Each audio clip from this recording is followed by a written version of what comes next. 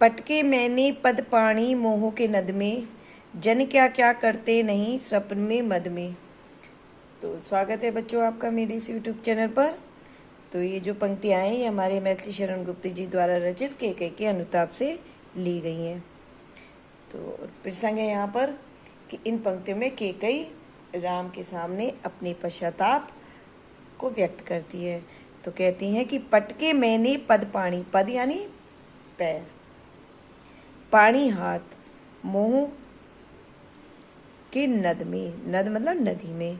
तो केकई कहती हैं कि मैंने अपने हाथ पैर मोह रूपी नदी में पटके और फेंके हैं। जन क्या क्या करते नहीं स्वप्न में मद में। तो जन क्या क्या करते नहीं, तो वो कह रही है मेरा यह कार्य ऐसा ही था जैसे कोई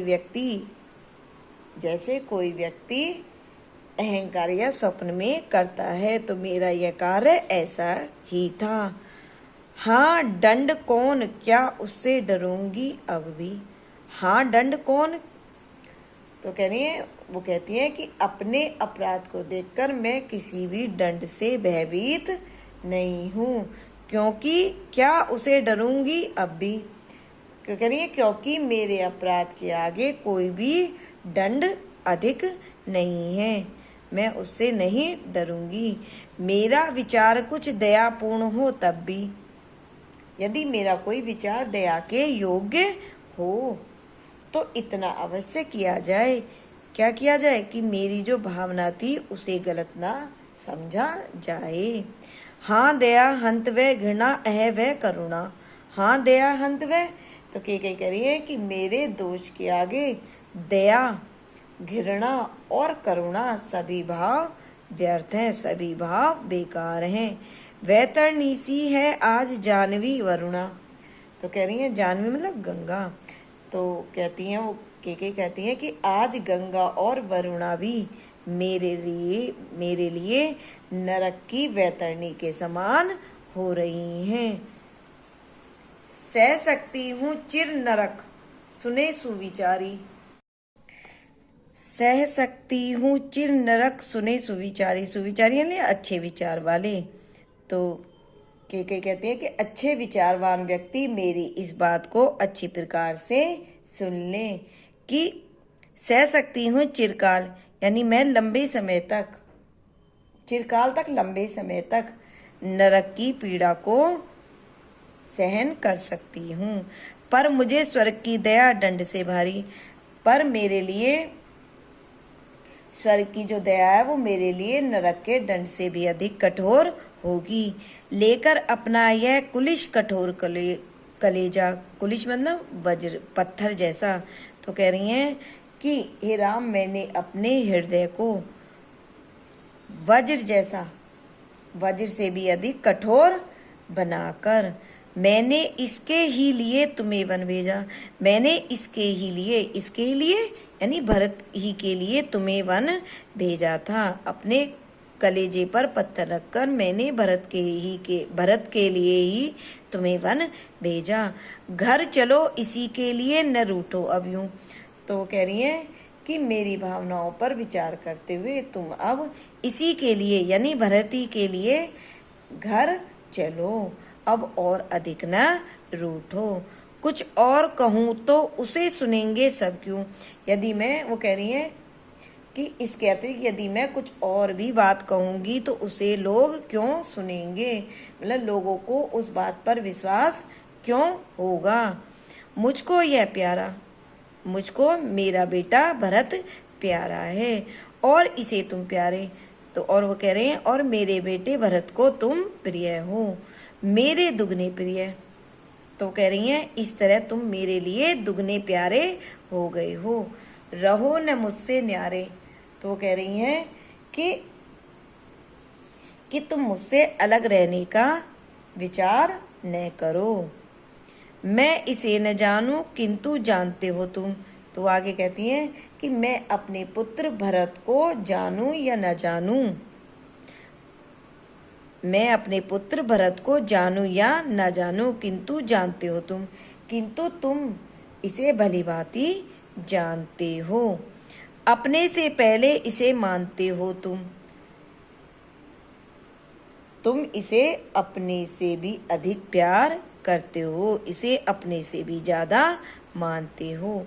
तुम भ्राताओं का प्रेम परस्पर जैसा, न तुम भाइयों के बीच का जो प्रेम है, तुम दोनों भाइयों के बीच का जो प्रेम है, यदि वह सब पर यूं प्रकट हुआ वैसा, तो कह रही हैं कि वह सभी के समक्ष इस प्रकार प्रकट हुआ है, तो कह रही हैं तुम दोनों भाइयों का प्रेम जो है, तुम दोनों भाइयों के बीच का जो प्रेम है वह यदि वह सभी पर इस प्रकार प्रकट हुआ है, तो पाप दोष भी पुण्य दोष है मेरा। तो वो कह रही हैं तो उससे मेरे पाप का जो दोष भी है वह पुण्य के संतोष में बदल गया है। मैं रहूं पंकिला पदम कोश है मेरा। पंकिला हो गया कीचड़ की सनी हुई है, कीचड़ में लथपथ। पंकिला क्या है? कीचड़ में लथपथ। और पदम कोश है कमल कोश। तो कई कहती हैं कि मैं स्वयं कीचड़ के समान हूँ, मैं स्वयं कीचड़ के समान हूँ, किंतु मेरी कोख से कमल के समान, मेरी कोख ने कमल के समान निर्मल पुत्र यानी भरत को पैदा किया है।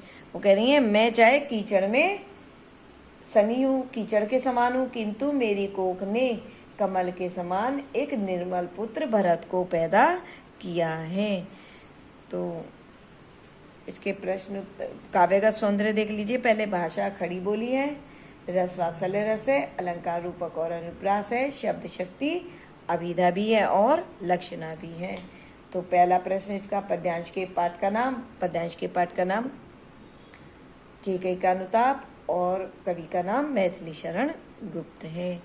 संदर्भ भी आपको पता ही है। दूसरा है आपका व्याख्या, आपकी दूसरी व्याख्या आती है। और अब इसके प्रश्न देखिए। पहला प्रश्न है स्वयं के नरक का भागी होने के संबंध में केकई के उद्गारों का उल्लेख कीजिए। यानी केकई के क्या क्या उद्गार थे, विचार थे। स्वर्ग के नरक का भागी होने के संबंध में केकई पंचवटी में उपस्थित जनसभा के समक्ष या सामने कहती है कि आज गंगा और वरुणा भी मेरे लिए कैसी हो रही हैं? नरक की वैतरणी के समान सिद्ध हो रही हैं।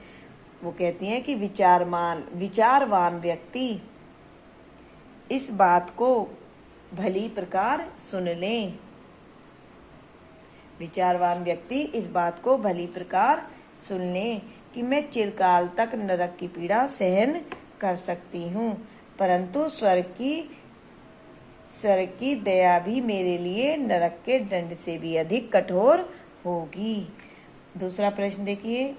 इस काव्यांश के अंत में केकई ने किस बात पर संतोष व्यक्त किया है? तो इस काव्यांश के अंत में केकई ने इस बात पर संतोष व्यक्त किया है कि मैं स्वयं कीचड़ के समान हूँ, किंतु मेरी कोख ने कमल के समान भरत जैसे पुत्र को पैदा किया है, या मेरी कोख से कमल के समान भरत जैसा पुत्र पैदा हुआ है। अगला प्रश्न देखिए कि प्रस्तुत पंक्तियों में कवि ने केकई की किस मनोदशा का चित्रण किया है और इसके माध्यम से कौन सा कार्य सिद्ध किया है? तो प्रस्तुत पंक्तियों में केकई के अनुताप का बड़ी ही विनम्रता के साथ चित्रण किया गया है। अब केकई के वात्सल्य भाव की अभिव्यक्ति भी बड़ी है।